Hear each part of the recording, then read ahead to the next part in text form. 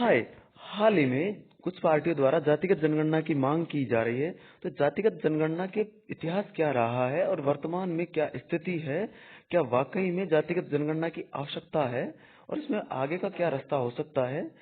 और इससे संबंधित हमारे मैन से संबंधित कौन कैसा क्वेश्चन बन सकता है, उसके बारे में जानेंगे। देखते हैं। हाल ही में घटनाक्रम जाति गणना से संबंधित। बिहार ने अक्टूबर 2023 में आजादी के बाद पहली जातिगत जनगणना आयोजित की।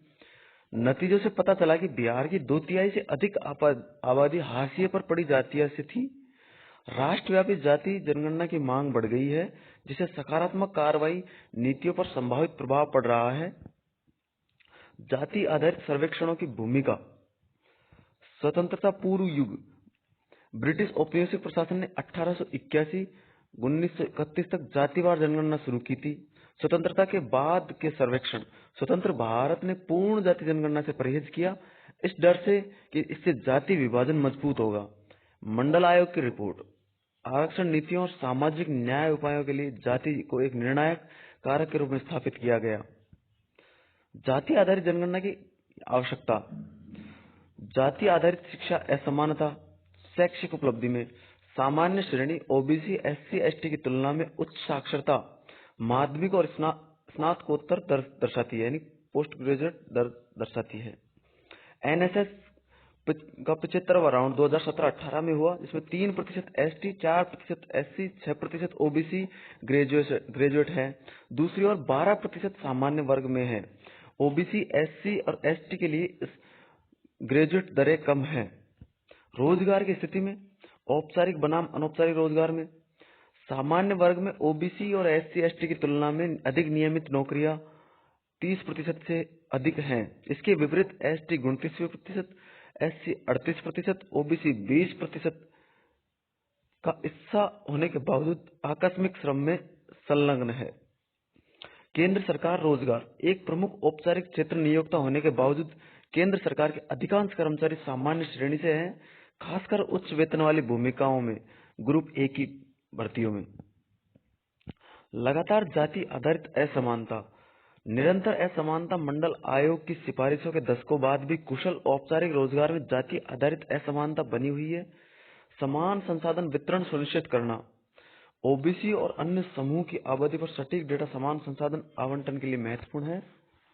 सकारात्मक कार्रवाई नीतियों को निगरानी। एक जाति जनगणना की नीति कार्यान्वयन और परिणामों को ट्रैक कर सकती है, उनकी निरंतरता और संशोधनों पर निर्णयों की सूचित कर सकती है।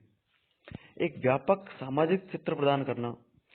जाति जनगणना सामाजिक विविधता में अंतर्दृष्टि प्रदान करती है। भारतीय समाज की बेहतर समझ के लिए आप सामाजिक गतिशीलता और अंतर समूह बातचीत को प्रकट करती है। ऐतिहासिक असमानता और भेदभाव को संबोधित करने के लिए भी।